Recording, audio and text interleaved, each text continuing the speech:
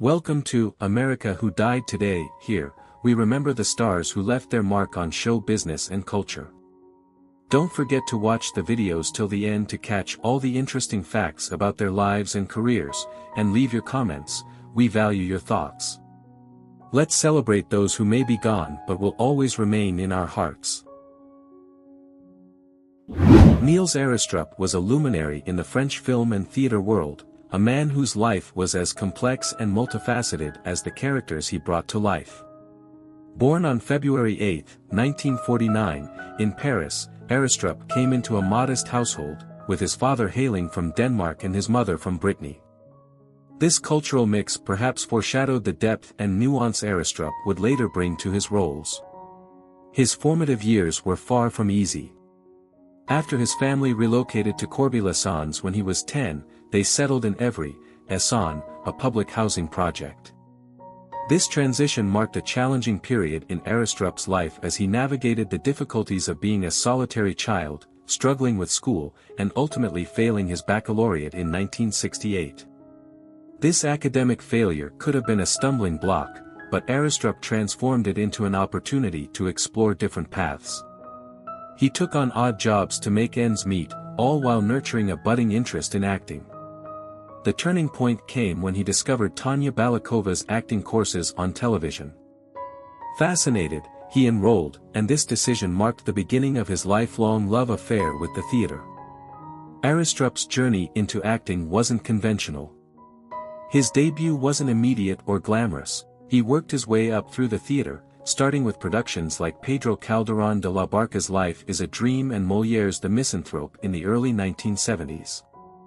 These experiences laid the foundation for a career that would eventually see him hailed as one of the most formidable actors in French cinema.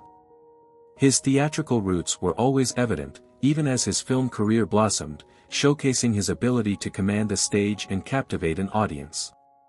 In 1973, Arestrup's fortunes shifted serendipitously. A chance encounter with Soviet singer Raisa Vassilieva led to an introduction to young French director Samy Pavel. Pavel offered Arestrup a role in Misogynie et les Hommes Fleurs, marking his cinematic debut.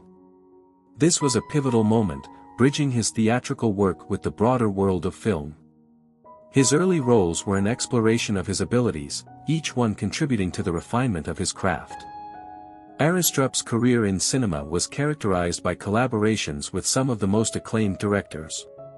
His performances in Jacques Audiard's The Beat That My Heart Skipped, 2005, and A Prophet, 2009, earned him 2 César Awards for Best Supporting Actor, showcasing his mastery in portraying characters of incredible emotional depth. These films weren't just critical successes but milestones that defined Arestrup's career. He later won a 3rd César for Quai d'Orsay, 2013, solidifying his record as the most awarded actor in this category.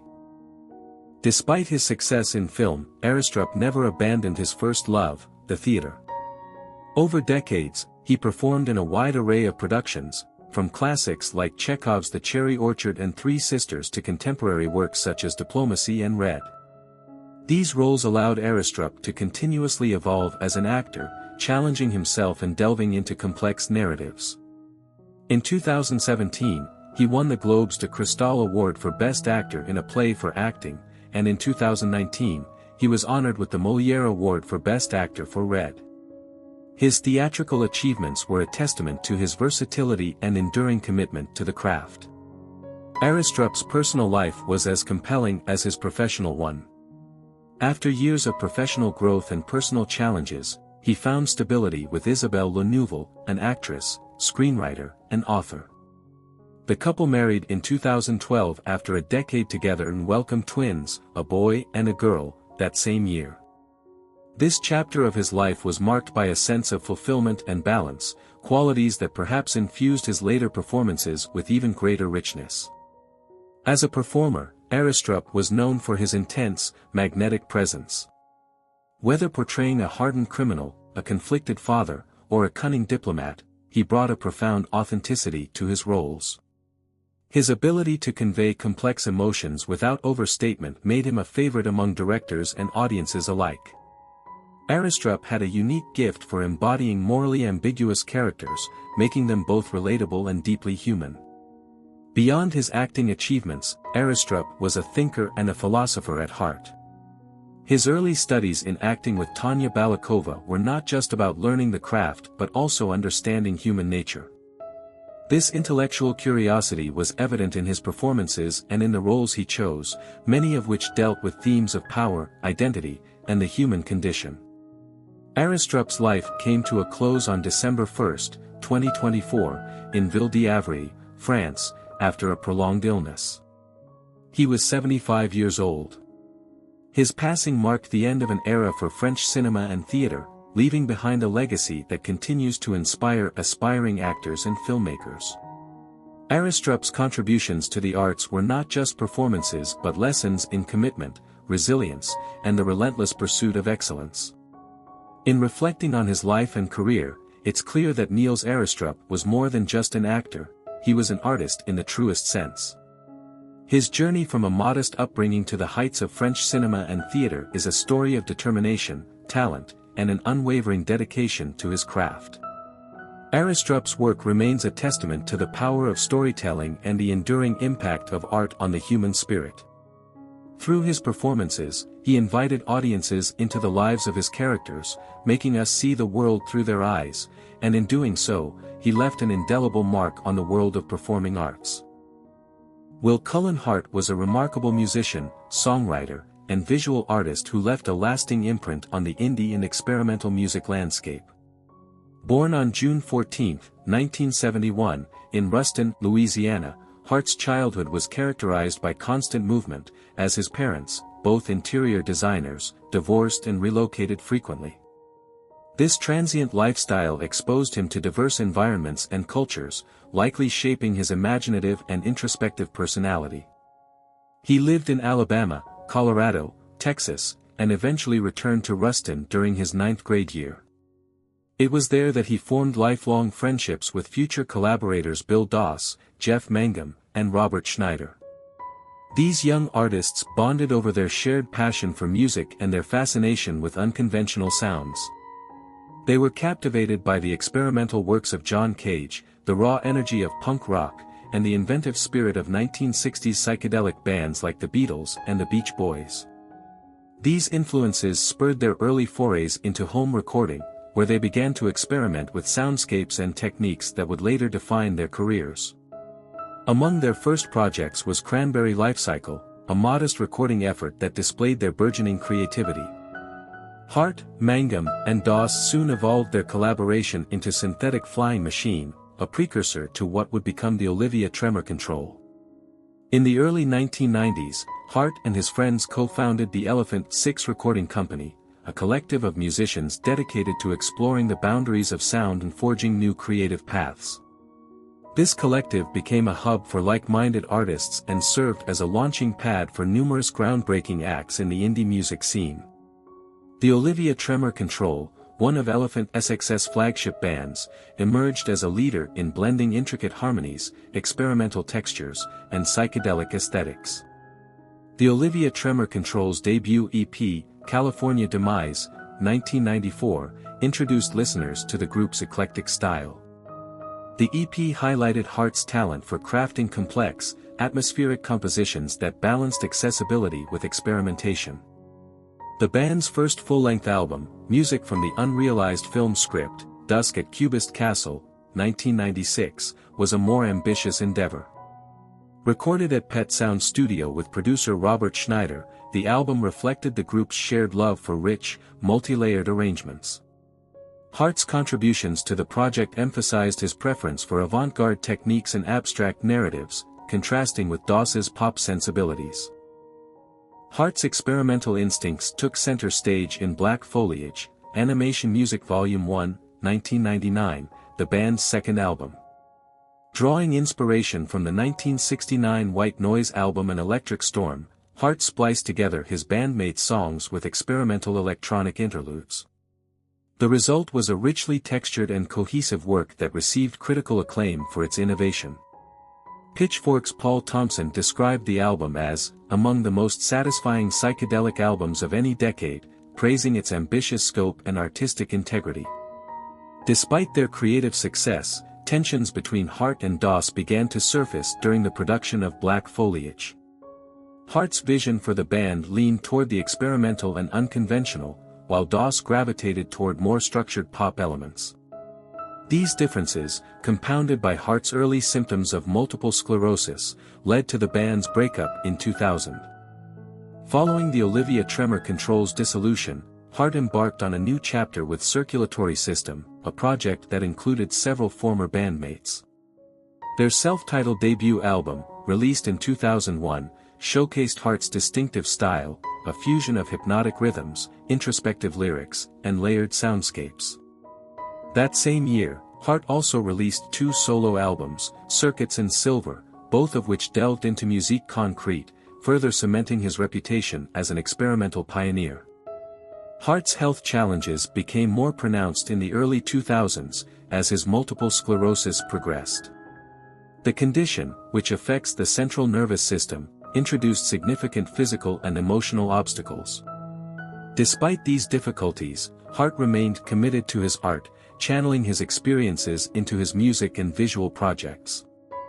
His perseverance inspired those around him and added a layer of poignancy to his work. In the mid-2000s, Hart's illness prompted a reconciliation with Bill Doss, sparking a slow but steady reunion of the Olivia Tremor Control.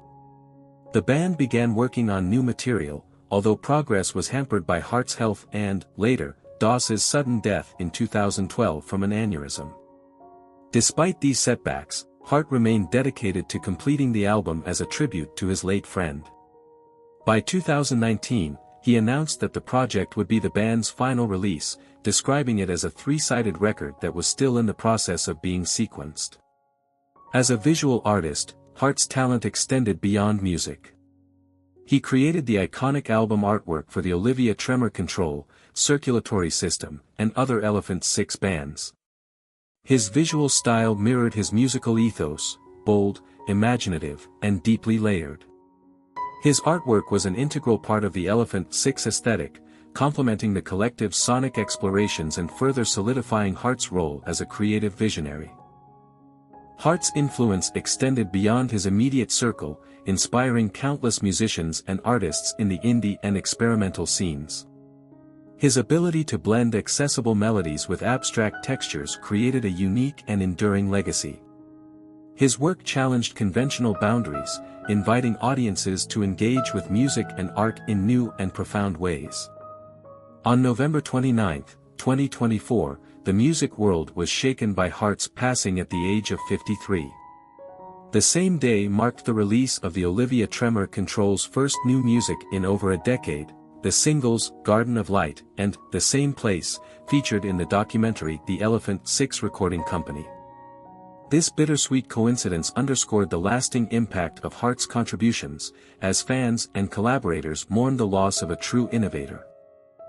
Cullen Hart's life and career were defined by his unwavering commitment to exploration and self-expression. From his early days in Ruston to his leadership within the Olivia Tremor Control and Circulatory System, Hart remained a beacon of creativity and resilience. His legacy continues to resonate through his music, art, and the countless artists he inspired, ensuring his place as a pioneer in the worlds of indie music and visual art. Richard Gere, an enduring symbol of Hollywood charm and talent, has built a career that spans over 5 decades, marked by an array of unforgettable performances and a profound dedication to humanitarian causes. Gere's story is one of not just artistic brilliance but also personal growth and commitment to values that transcend fame and fortune. Born on August 31, 1949, in Philadelphia, Pennsylvania, Richard Tiffany Gere grew up in a close-knit, middle-class family. His parents, Doris Ann and Homer George Gere, instilled in him the values of hard work and compassion. Gere's childhood was relatively modest. He was raised in Syracuse, New York, alongside his siblings. From an early age, he displayed a penchant for creativity, excelling in music and academics. He played several instruments, including the trumpet, and was a gifted gymnast, earning him a scholarship to the University of Massachusetts Amherst, where he studied philosophy. Though he did not complete his degree, his time at university helped him develop a keen sense of curiosity and a deep appreciation for human existence, themes that would later influence his career and life choices. Gere's foray into acting began on stage, where he gained recognition for his roles in productions such as Grease and Bent. His transition to film was not immediate but came after years of honing his craft in theater. It was the 1980 film American Gigolo that brought him widespread fame. Gere's portrayal of Julian Kay, a suave escort navigating a web of intrigue, not only showcased his acting prowess but also solidified his status as a sex symbol. His performance was a perfect blend of vulnerability and sophistication, traits that would define many of his future roles. The 1980s saw Gere further establish himself as a leading man in Hollywood. In An Officer and a Gentleman, 1982, he played Zach Mayo, a naval aviation officer cadet grappling with personal demons and societal expectations. The film's iconic finale, where Gere's character sweeps Deborah Winger's character off her feet, became a cultural touchstone. Gere's ability to bring depth to his roles, making his characters relatable and multidimensional, was evident here. However, it was the 1990 romantic comedy Pretty Woman that cemented Gere's place in cinematic history. Starring opposite Julia Roberts, Gere played Edward Lewis, a wealthy businessman who finds love in the most unexpected of places. The chemistry between Gere and Roberts was electric, and the film's success turned both actors into global stars. Pretty Woman remains one of the highest-grossing romantic comedies of all time and a testament to Gere's ability to connect with audiences across genres. Gere's filmography is diverse, reflecting his willingness to take on challenging roles. In Primal Fear, 1996, he portrayed a defense attorney defending a young altar boy accused of murder. The film's twists and Gere's nuanced performance kept audiences on edge, showcasing his skill in dramatic storytelling. In Chicago, 2002, Gere played Billy Flynn, a slick lawyer in a musical about crime and celebrity culture. His performance earned him a Golden Globe Award, reaffirming his versatility as an actor. While Gere's on-screen achievements are remarkable, his off-screen endeavors are equally compelling. A devout Buddhist, Gere's spiritual journey began in the 1970s when he was introduced to Tibetan Buddhism. His faith has had a profound impact on his life, influencing both his personal and professional decisions. Gere is a close friend of the Dalai Lama and has been a vocal advocate for Tibetan independence, often using his platform to highlight the plight of Tibetan refugees. His activism has not been without controversy. Gere has faced criticism and even professional setbacks for his outspoken views, but he has remained steadfast in his commitment to justice and compassion. Gere's humanitarian efforts extend beyond Tibet. He has been an advocate for HIV/AIDS awareness and has worked tirelessly to address homelessness. The Gere Foundation, which he established, supports numerous causes, including healthcare, education, and disaster relief. Gere's philanthropic work is a reflection of his belief in the interconnectedness of all beings and his desire to make a meaningful impact on the world. In his personal life, Gere has experienced both the highs and lows of relationships. His marriage to supermodel Cindy Crawford in the 1990s was highly publicized but ultimately ended in divorce. In 2002, he married actress and model Carrie Lowell, with whom he has a son, Homer. The couple's separation in 2013 and subsequent divorce were widely covered in the media. However, Gere found love again with Spanish publicist Alejandra Silva, whom he married in 2018. The couple shares 2 children and a mutual passion for philanthropy and spirituality. As Gere has aged, his choice of roles has reflected his maturity and depth as an actor. Films like Time Out of Mind, 2014, where he played a homeless man navigating the harsh realities of life on the streets, and Norman, 2016, where he portrayed a small-time fixer caught in a web of political intrigue, highlight his ability to delve into complex characters. These roles have been met with critical acclaim and demonstrate Gere's continued relevance in an ever-evolving industry. Gere's legacy is multifaceted. As an actor, he has delivered performances that are etched in cinematic history, from the dashing Edward Lewis in Pretty Woman to the morally ambiguous Billy Flynn in Chicago. As a humanitarian, he has championed causes that many in his position shy away from, using his fame to amplify voices that might otherwise go unheard. As a person, Gere embodies a blend of grace, intellect, and compassion, qualities that make him not just a Hollywood icon but also a role model. In reflecting on Richard Gere's life and career, one is struck by the seamless intertwining of art and advocacy. He is a man who has never been content to rest on his laurels, always seeking to grow, learn, and contribute. Whether captivating audiences with his performances or working tirelessly to make the world a better place, Richard Gere continues to inspire and uplift. His story is not just one of success but also of purpose, reminding us all of the power of empathy, resilience, and integrity. Thank you for watching this video. May the memory of these outstanding people continue to inspire us all. We cannot change the course of time, but we can keep in mind their contribution and significance. If this video has affected you or you want to know more, don't forget to subscribe to our channel and leave a comment. Let's continue to share their stories and keep the memory of them together. See you soon, and remember that those we love never leave without a trace.